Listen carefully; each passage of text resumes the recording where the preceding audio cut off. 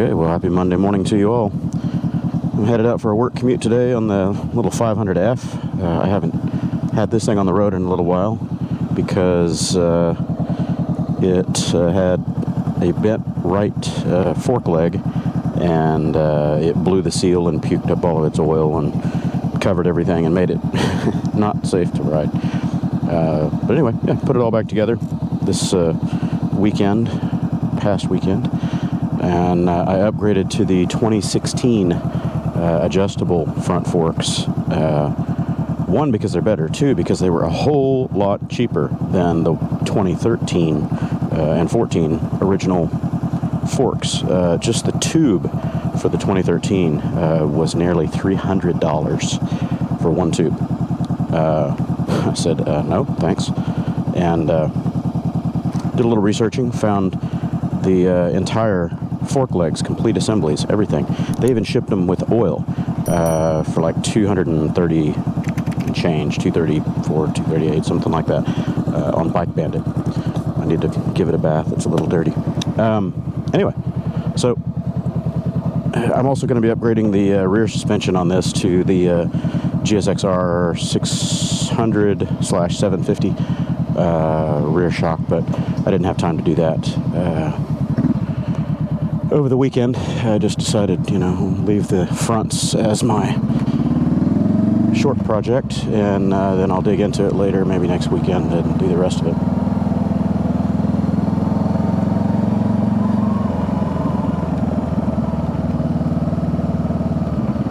Oh, and it's just starting to rain. I was about to give the weather report this morning. We've got a 10% chance of rain today, or this morning, and it's just now starting to rain. How's that for timing? I have my little Frog Togs rain pants and stuff in here if I really need them, but I don't think it's going to be that bad.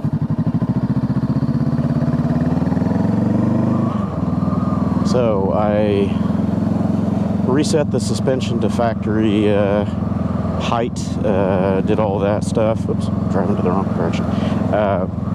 Reset the factory suspension using the default values. The only modification that I've done to these forks since unpacking them is I drained out the 10 weight oil that comes in them from the factory, which it still surprises me that they shipped with oil. That's kind of interesting, but I digress. Anyway, I dumped that out, and I refilled them with Bel-Ray 15 weight synthetic. It's really good stuff. It's got a pretty accurate viscosity rating to it, and it's got a lot of additives. It's full synthetic, and the additive package in it makes it extremely slippery so you don't get fork stiction. It's good stuff. I've used it for decades. And I set them a little lower on the oil level than factory spec, which is 130 millimeters from the top. I gave them 134 millimeters of air cushion because it's a slightly thicker oil than the factory, so make them a little bit more supple for the small bumps, giving more air cushion there at the top.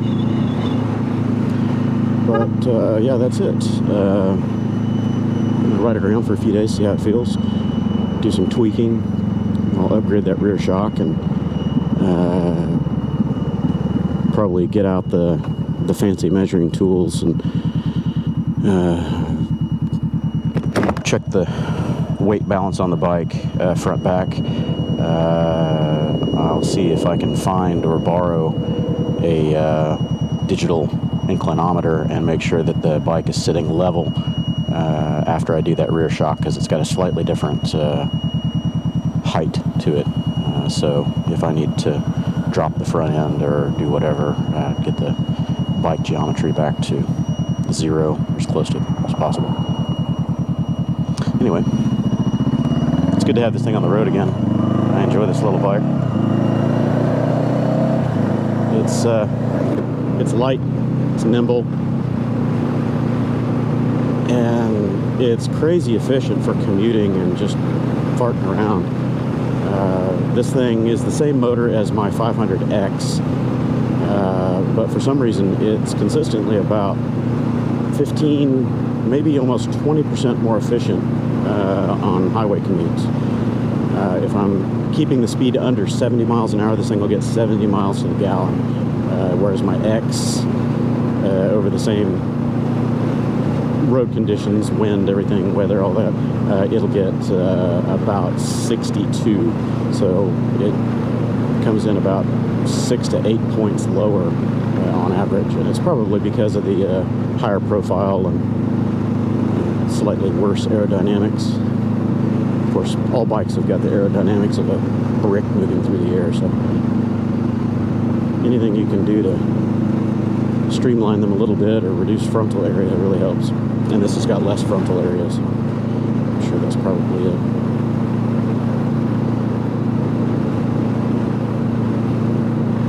Now, of course, this is not a sports bike by any stretch. It's a standard bike, a little naked, and I don't have any intentions of it being a little track monster or anything crazy like that. But I have considered throwing the DynoJet Power Commander 5 and some of the tuning accessories on there. The auto-tune kit, so it runs closed loop and always tunes itself. And also their quick shifter attachment. So I don't know, I might do that.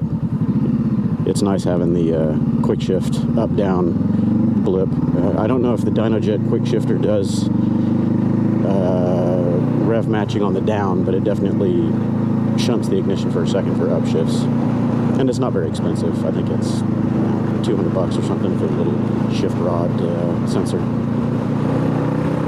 I know that it is a two-way push-pull sensor, so maybe it does have downshift assist. Who knows?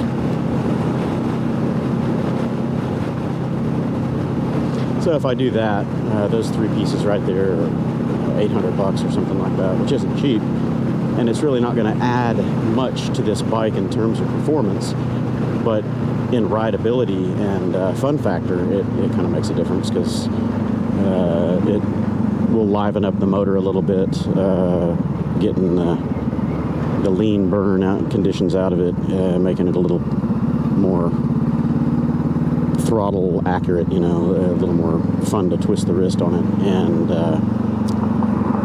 then the quick shifter, you know, you just jam the lever.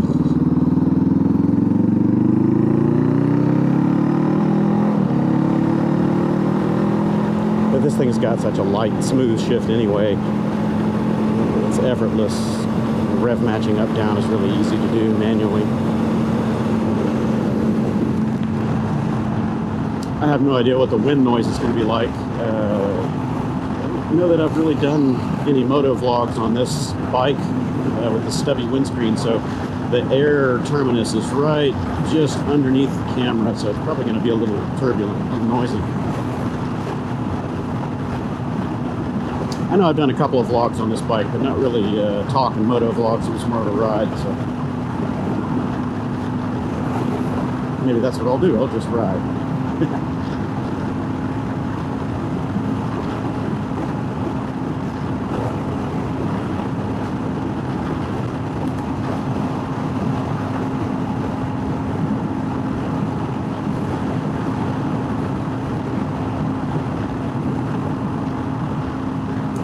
Weather feels great out here today. It's supposed to be high 80s today. I don't even think we're going to get into the 90s. Of course, that's before the heat index. I don't know what the humidity is supposed to be like, but it feels really good right now.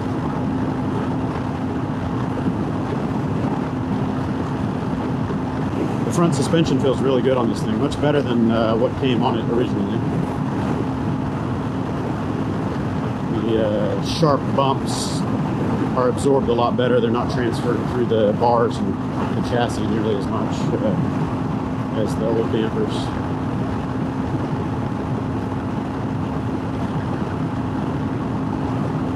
The rear on this is pretty good for my weight. I'm not a heavy guy. I'm only about 160-ish pounds, maybe 170 fully loaded. So I'm still in the sweet spot of the factory spring. But as far as the damper itself goes, there's not any adjustment really. I mean, you've got spring preload, that's it. So that's why I wanted to get the GSX-R conversion done on this, because those shocks are just dirt cheap. Everybody basically throws them away when they convert their Suzukis over to track bikes. They put on high-end dampers, and then they've got that OEM one just sitting around. But the OEM damper is really high quality. I mean, it's three-way adjustable. It's a pretty impressive unit.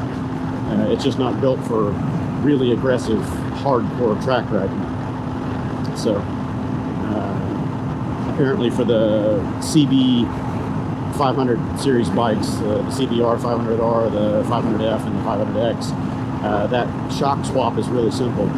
But you do have to do a little bit of modification under the seat, because the Suzuki shock has a horizontal piggyback reservoir right at the top of the shock, and there's no clearance for that with the seat tray on the Honda.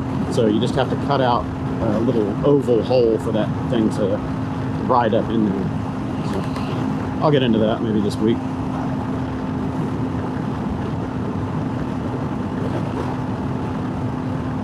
Then I need to take this thing on a proper road trip in the twisties and have some fun. Maybe take a 2 or 3 day moto camping minimalist trip on a naked bike. Just throw a tail bag on the back with my camping gear, and that's it. I had a viewer of the channel reach out to me last night on Instagram asking if he could ask me a few questions about the Ryker. He's never been a rider or motorcyclist, and he was very interested in getting a Ryker and wanted to pick my brain on a few things, and it's kind of cumbersome to do that over the keyboard, you know, with so many back and forths. So I just offered to give him my cell phone and, hey, give me a buzz, we'll chat for a few minutes. That was neat. He had a lot of good questions and concerns about the Ryker and if it would be a good fit. So I kind of told him the only way you're going to know is to ride one. And the best way to do that with the Can-Am platform is to do the Learn to Ride course, the freewheel Learn to Ride. And it's cheap. You just sign up for one of the Can-Am courses online. You find a local dealer that puts it on, and it's like 99 bucks. Some dealers charge a little more, like 129 or 149, but for the most part it's 100 bucks. And it gives you plenty of seat time on the reverse trike to figure out if it's going to work for you. You know, kind of learning the dynamics of the bike and how you have to lean because the bike doesn't, that sort of thing. And a lot of the shops that put those training courses on will have Spiders and Rykers to do the course with. So I just suggested that he go and sign up for the class and ask them to change horses about halfway through the exercise. That way you can try out the F3 or RT versus the Ryker. That way you can get the feel for the difference in the steering, because the Ryker's a go-kart compared to almost a car type feeling that the Spiders have because of their power assist rack and pinion. Anyway, he seemed to be appreciative of all the advice and the ideas, so I hope that works out for him. This is such a great little bike. It's very balanced. It's very compact. I like the feel of it. I always have. I thought about getting a newer one, a 2017, 18, 19, because they redid the bodywork a little bit, and of course they gave the adjustable suspension as a much needed upgrade. But I don't know. I mean, this thing was cheap and it's paid for, and I would just be changing aesthetics, really, not much in the way of performance or anything else. Ergonomics are the same. It's a good little bike. I like it. It's not quite as good of a mile muncher as my 500X because the seating position is a little different. The leg triangle is a little more compact. I wouldn't say it's cramped, but it's definitely more compact. And of course, no wind protection, very little wind protection from the side cowls and all that. So definitely got your face out there in the wind. But as far as fuel economy, man, it does so well. You could really put some long days on this thing. I've done an 800-mile day on this. I haven't ever done a 1,000-mile day. I've done 1,000 milers on my 500X a couple times. Little iron butts. I need to sign up for the IBA, the Iron Butt Association, and do it official. I've never done an official event, you know, where I present my time slips and petition them to give me my certificates and all that. I've never done that. I've done plenty of iron butts. I've done a couple of 1,500 milers. Don't recommend that to anybody. It's punishment on a whole new level. But 1,000 milers really aren't that bad. Not for me. Of course, it depends on the bike, but I'm planning on doing a iron butt saddle sore 1,000 mile on the Super Cub, just for the bragging rights. I know it can be done. It'll be a bit of a challenge because you got to stop every 100 miles for fuel, but it'll be fun. Probably video that, but it wouldn't be a entertaining one, I wouldn't think, because you're just crushing miles. You know, the best way to do it is on the super slab like this, because it's just straight through. You don't have any stops. So it's not the most scenic trip, unless you live in a nice part of the country where you can do, you know, the Blue Ridge or something like that. Oh, that'd be awesome.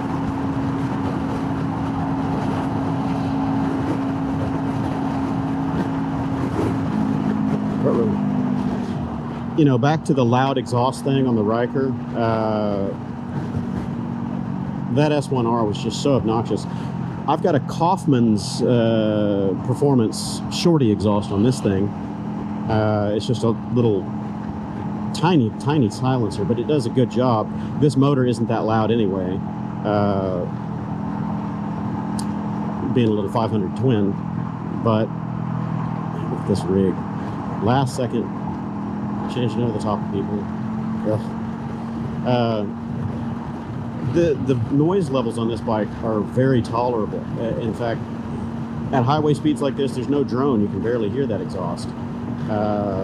It's throaty down low. You know, you get on it and it's throaty, but it's, I don't know.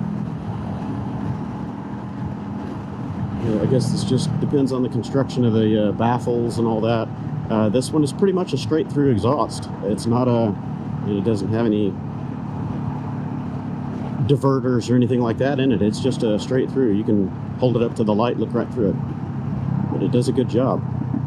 That Two Brothers S1R, just too big, man. Too big of a throat on it. Not enough damping. I don't think that particular can was tuned well for use with the Ryker. It's just kind of a generic can that they've put a new mount on the top of it. Didn't work for me at all. One of my buddies sent me a picture of another Ryker owner that had a Two Brothers on his bike, 900, and it totally blew itself out. It lost the end cap, blew out the packing, just self-destructed. And when I say it blew out the end cap, I don't mean the removable end cap. I'm talking the whole mounting plate end cap. It was bad news. Anyway, I've had Two Brothers in the past, and they were okay. But I don't know, it seems like their quality control has gone downhill.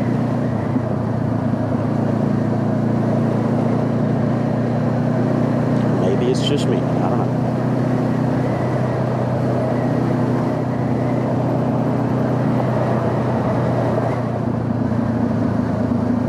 Anyway, I'll shut the video down now. I'm at my client site, so I will catch up with you all maybe for the afternoon ride home. Thanks for tagging along.